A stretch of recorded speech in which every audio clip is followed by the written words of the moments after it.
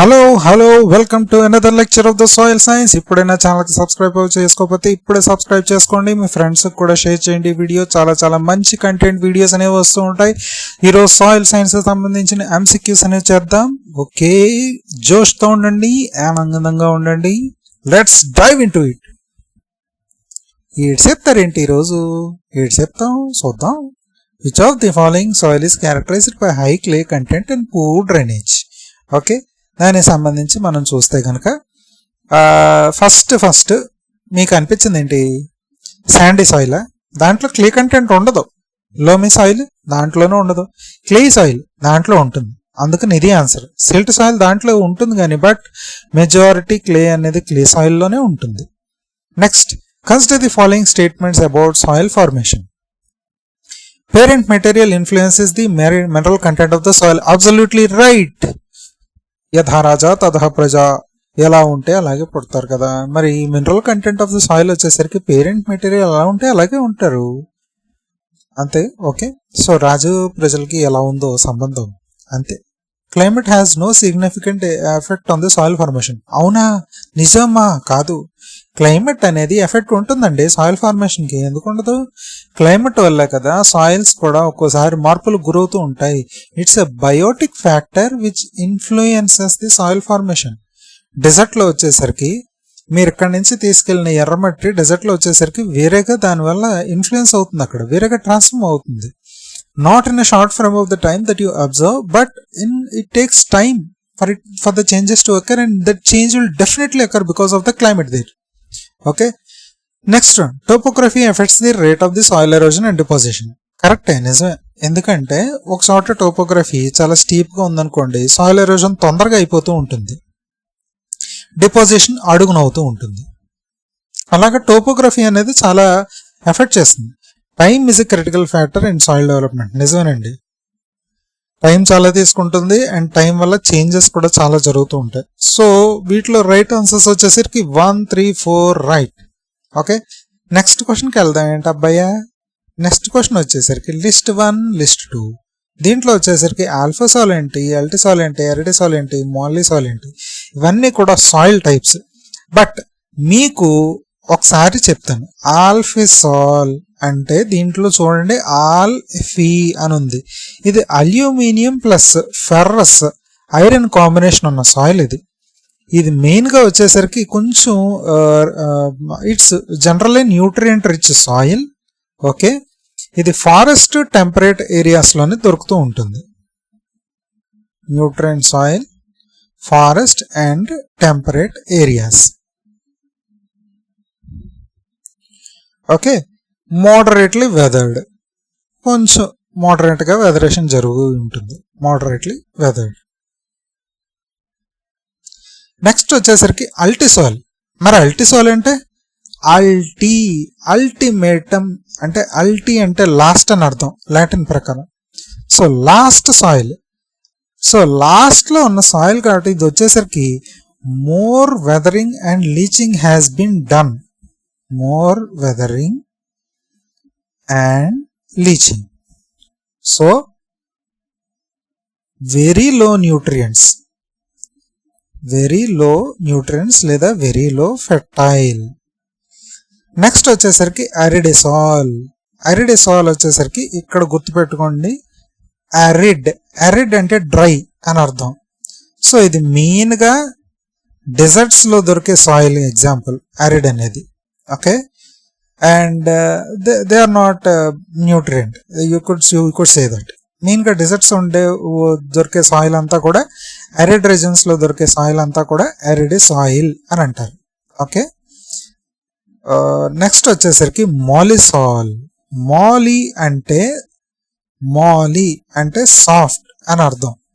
ఈ సాఫ్ట్నెస్ వచ్చేసరికి మెయిన్గా ఆర్గానిక్ మ్యాటర్ ప్రెసెన్స్ వలన అవుతూ ఉంటుంది. ఓకే, ఆర్గానిక్ మ్యాటర్ వల్ల వస్తూ ఉంటుంది. అండ్ దీనికి వచ్చేసరికి గ్రాస్ ల్యాండ్స్ ఏవైతే ఉంటాయో అవి ఎగ్జాంపుల్. ఓకే, దాన్ని బట్టి ఇప్పుడు మనం ప్రొసీడ్ అవుదాం. ఆల్ఫిసాల్, అల్యూమినియం ఫెర్రస్ ఎక్కడ ఉంది చెప్పండి? అల్యూమినియం ఫెర్రస్ ఏమైనా ఇచ్చాడేవాడు? ఓకే, అది ఇవ్వలేదు కానీ but found in temperate and forest reasons, moderately weathered అన్నాడంటే ఆల్ఫిసాలే. ఏ అనేది 3. బి వచ్చేసరికి అల్టిసాల్. ఇది ఇంకోటి చెప్పడం మర్చిపోయాను, అల్టిసాల్ అనేది ఎసిడిక్ నేచర్. ఇది అల్టిసాల్ అనేది ఎసిడిక్ నేచర్. సో అసలు ఫెర్టిలిటీకి పనికిరాదు. Highly weathered and acidic soil and humid regions. Real correct. Humid regions లో దొరికేది ఎసిడిక్ సాయిల్స్ ఇవి. Okay, ultisol. Next C aridisol, found in arid regions with low organic matter. C అనేది 1. D mollisol, fertile soils with high organic content in grass lands. So 3, 4, 1, 2 ఎక్కడ ఉంది? ఇది మన answer వచ్చేసింది. Next వచ్చేసరికి ఏం చెప్దాం మనం? అబ్బాయి ఏం చెప్దాం అబ్బాయి ఇప్పుడు? The forest soils are typically rich in organic matter. నిజమే, కరెక్టే. The decomposition of leaf litter and plant residues contributes to high humus content. నిజమే, కరెక్టే. అదంతా వద్దు, పాయింట్కి రా అని అనుకోండి. ఎందుకంటే పాయింట్లే నేను చెప్తాను, పాయింట్లోనే పాయింట్లు ఇంకా చెప్తూ ఉంటున్నాను. కాబట్టి పాయింట్కి రా అని మాత్రం అనుకోకండి. Okay. The decomposition of leaf litter and plant residues contributes to high humus content. Humus content అంటే వచ్చేసరికి మెయిన్గా decomposed organic matter. Decomposed organic matter. So నిజమే, రెండింటికి A and R are true and R is the correct explanation of A. Next వచ్చేసరికి which of the following is not a factor affecting the soil formation? Parent material, అమ్మో form కరెక్ట్గా చేస్తుందండి బాబు. Climate అయిపోయి నిజమండి బాబు. Vegetation అయిపోయి నిజమండి బాబు. Human population density ఇది మాత్రం ఎఫెక్ట్ చేయదు. నువ్వు ఉంటే ఏంటి, ఉండకపోతే ఏంటి అని అనకండి. మనం కూడా ఎప్పుడైనా మనల్ని చేసినప్పుడు but we turn a soil, but apart from that human population density ఉన్న వాళ్ళు మాత్రం ఎఫెక్ట్ చేయలేరు. Okay. The angle of dip of bedding plane is measured using a clinometer compass as. So strike అంటే ఏంటి, డిప్ అంటే ఏంటి అని చెప్పడానికి ఇందాక వీడియోలో మీకు చెప్పాను. వినకపోతే ఒక్కసారి ఆ వీడియోని మళ్ళీ వెళ్ళి చూడండి. It's a humble request.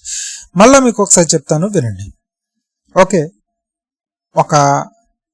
ఇది 3 డైమెన్షన్లోకి ఇస్తున్నాను. ఓకే, ఇలా ఉంది ఒక కొండ, రాక్ లేయర్ ఇలా ఉంది. ఓకే, ఇలా ఉంది రాక్ లేయర్. మీరు ఎక్కడ నుంచున్నారు? ఒక కంపాస్ పట్టుకుని నుంచున్నారు. ఇప్పుడు ఏం చేస్తారంటే మీరు ఈ బెడ్ ప్లేన్ ఉంది కదా,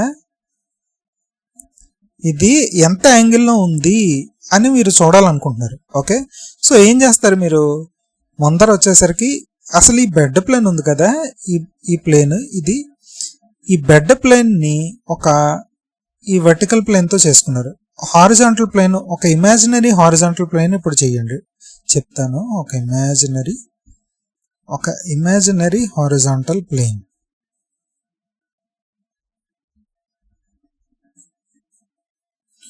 ఇమాజినరీ హారిజాంటల్ ప్లేన్తో చేశారు. Okay, so imaginary horizontal plane ఈ బెడ్ ప్లేను రెండు ఇంటర్సెక్ట్ అయిన వాటిని స్ట్రైక్ లైన్ అని అంటారు. ఓకే, ఆ స్ట్రైక్ లైన్ మీకు రెడ్తో చూపిస్తాను.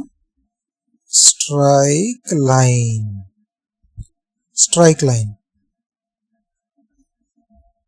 ఓకే, సో ఈ స్ట్రైక్ లైన్ వచ్చేసరికి విత్ రిఫరెన్స్ టు ఇది హారిజాంటల్ స్ట్రైక్ లైన్. ఓకే, మీరు కాంపాస్ పెడతారు.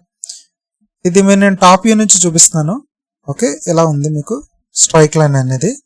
సో ఈ స్ట్రైక్ లైన్ అనేది మీరు ఎక్కడ నుంచున్నారు? ఒక రాక్ మీద నుంచున్నారు. సో రాక్ ఎలా ఉంది? ఎలాగ ఒకటి ఉండి దీనిపైన కిందలాగా వాలుగా ఉంది. ఓకే, మీరు ఇక్కడ పైనుంచి ఉన్నారు, గుర్తుంచుకోండి, పైన ఉన్నారు మీరు.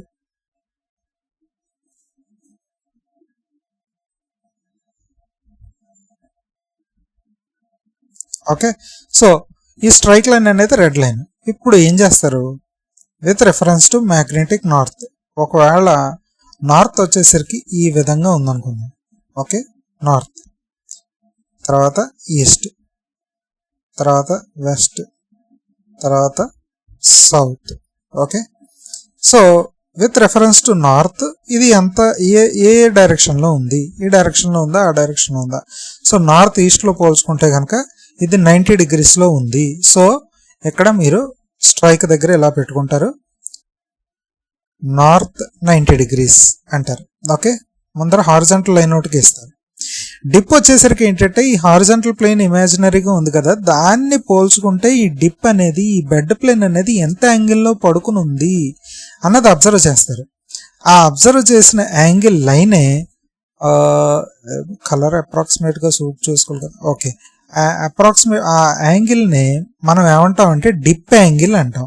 ఓకే, డిప్ యాంగిల్ అంటే హారిజాంటల్ ప్లేన్ తో పోలిస్తే ఆ బెడ్ ప్లేన్ అనేది ఎంత లోతుకి దిగింది అన్నది కావాలి కాబట్టి దాన్ని డిప్ యాంగిల్ అంటాం. ఆ డిప్ యాంగిల్ అనేది సపోజ్ ఓ 90 డిగ్రీస్ ఓ 30 డిగ్రీస్ ఎంతో ఉందనుకున్నాం అనుకోండి. సో ఇక్కడ ఏం చేస్తారు, ఇది డిప్, ఈ పొడుగాటి లైన్ డిప్ని సూచిస్తుంది, 30 డిగ్రీస్ అంటారు. సో ఇలా నోటేషన్ ఇస్తారు మీరు. ఈ నోటేషన్కి అర్థం ఏంటి, నాకు స్ట్రైక్ లైన్ ఇలా ఉంది, ఈ స్ట్రైక్ లైన్ నార్త్ నుంచి 90 డిగ్రీస్ తిరిగి ఉంది, బట్ డిప్ వచ్చేసరికి ఆ బెడ్ ప్లేన్ వచ్చేసరికి 30 డిగ్రీస్ దిగి స్లోప్ లో ఉంది అని అర్థం చేస్తారు. సో దాన్ని బట్టి ఇక్కడ ఆప్షన్స్ మీరు ఒకసారి చూడండి. The angle of dip of bedding plane is usual measuring using kilometre compass as angle between the horizontal and the bedding plane. Second అనుకోండి, ఇది స్ట్రైక్ కి సంబంధించి, డిప్ కాదు. సో సెకండ్ ఇది not. The angle between vertical, మనం vertical ఏం చేయం, horizontal and bedding plane ఉపయోగించేది మాత్రం డిప్ యాంగిల్ అంటాం. Angle between two bedding planes అది వేరే గాను, ఐసో క్లినికల్ లేకపోతే యాంటీ క్లినికల్ లేకపోతే ఓపెన్ జెంటిల్ స్లోప్ ఏంటి అన్నది దానికి సంబంధించి ఆ కాంటెక్స్ట్ లో ఉపయోగిస్తాం, but it's irrelevant. Next, consider the following statements about the soil erosion. Water is the primary agent of soil erosion and humid regions. Humid regions అంటేనే water ఉంటుంది, మరి వాటర్ లేకపోతే ఎలాగండి? నిజమే. Wind erosion is significant in arid and semi arid regions. Deserts చూసుకోండి, అవి semi arid and arid regions, అక్కడ wind erosion dominate చేస్తుంది. Soil erosion does not effect soil fertility. కాదు, సాయిల్ ఎరోజన్ అనేది ఎప్పుడు టాప్ లేయర్ సాయిల్ ని ఎగ్గొట్టేస్తుంది. Top layer soil అనేది rich in organic matter and nutrients that's indeed effects the soil fertility. Sheet erosion removes the thin layers of the soil uniformly. Absolutely right. Sheet erosion అంటే thin గా పైన ఉన్న top layer ని అవగొట్టేస్తుంది. So 1, 2, 4 are the right answers. Next వచ్చేసరికి రకరకాల ploughing techniques అనేది మన వాళ్ళు ఉపయోగించారు. దేనికి సూటబుల్ అంటే కనుక కాంటోర్ ప్లోయింగ్, ఇది మెయిన్ గా కాంటోర్ స్లోప్స్ ఉన్న ఏరియాస్ దాంట్లోని ploughing along the contour lines of the slope is to terracing. వచ్చేసరికి terracing is the planting in the what do you call as creating steps on the slopes to reduce the runoff. ఇది terracing. B is the 4 and C is the strip cropping. దీంట్లో వచ్చేసరికి planting crops in alternate strips to reduce erosion. C1 and wind breaks, rows of tree shrubs to reduce the wind speed. D3. 2, 4, 1, 3 A is the right answer. Okay, next one. Saline soils have high concentration of soluble salts. Very good. Resume అది. These soils are typically found in arid regions with poor drainage. నిజమే. Both A and R are true, but R is the correct explanation of A. ఎందుకు అంటే కనుక main గా వచ్చేసరికి ఈ saline soils అనేవి main గా వాటి యొక్క సాయిల్ స్ట్రక్చర్ ని డిస్పర్స్ చేసేసి డ్రైనేజ్ కండిషన్ ని పాడు చేసేస్తాయి. డ్రైనేజ్ కండిషన్ ఎప్పుడైతే పాడు చేయకపోతాయో అవి ఇంకా they become unfertile. Okay, so arid regions లో మెయిన్ గా పూర్ డ్రైనేజ్ దగ్గర ఉంటుంది అని అన్నాడు. Very good. A and R are true and R is correct explanation of A. Which of the following is not a common method for reclaiming water logged soils. Water logged అంటే ఈ మధ్యన కేసన్కుర్రు ఆ ప్రాంతంలో చూసాం కదండి, మెయిన్ గా సముద్రపు నీరంతా వెనక్కి కొట్టేసి అక్కడ కొబ్బరి చెట్లు అన్ని కూడా పాడైపోయాయి. సో అక్కడ ఏంటి నాట్ ఎ కామన్ మెథడ్ అంటే ఫస్ట్ డ్రైనేజ్ సిస్టమ్స్ డిప్లాయ్ చేస్తాం. నిజమే, ఒక పంప్స్ లాంటిది పెట్టి అక్కడ ఉన్న వాటర్ అంతటిని తోడేసి పడేస్తూ ఉంటాం, అది చేస్తాం. But not a common method అన్నాడు. Is a common method. Adding organic matter. ఇదేందయ్యా నేను ఎప్పుడు సోల్లే అని అన్నట్టు ఆర్గానిక్ మ్యాటర్ ఎప్పుడు కూడా యాడ్ చేయరండి వాటర్ లాగ్డ్ సాయిల్స్ కి. ఇది so this is not right. Applying chemical fertilisers వచ్చేసరికి ఇప్పుడు ఇది ఫెర్టిలైజర్స్ ఎందుకు యాడ్ చేస్తామంటే ఆల్రెడీ వాటర్ లాగా ఉండిపోయిన సాయిల్ కి ఫెర్టిలైజర్స్ యాడ్ చేసి దానికి రిక్లైమ్ ఎలా చేస్తాం అసలు? అలా కాదు. Next, planting water tolerant crops. అక్కడ వాటర్ ని తట్టుకునేలాగా ఆ క్రాప్స్ ఏమైనా ఉంటే క్రాప్స్ ని పెంచడం జరుగుతుంది. That is also valid reason. So ఇక్కడ 2 and 3 అనేది ఉంది. But I have to see the answer. Please don't mistake me. I'm just want to confirm. That's all. ఎంత దెబ్బ వేసేది.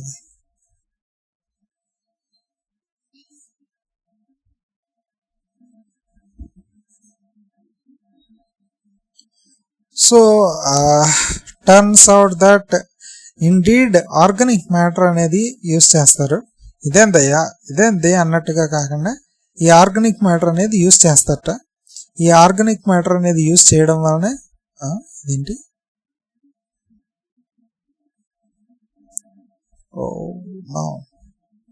Partha. Applying chemical fertilizers is not the right option. Adding organic matter, sometimes they can be added in order to reclaim a waterlogged soil. నా video కనుక ఖచ్చితంగా నచ్చినట్లయితే ఇప్పుడే like చేయండి, share చేయండి, సబ్స్క్రైబ్ చేయండి. ఒక్క క్వశ్చన్తో నన్ను డిసైడ్ చేసేయకండి, ఇంకా మంచి వీడియోలు అనేవి వస్తూ ఉంటాయి. Don't miss it. Thank you so much.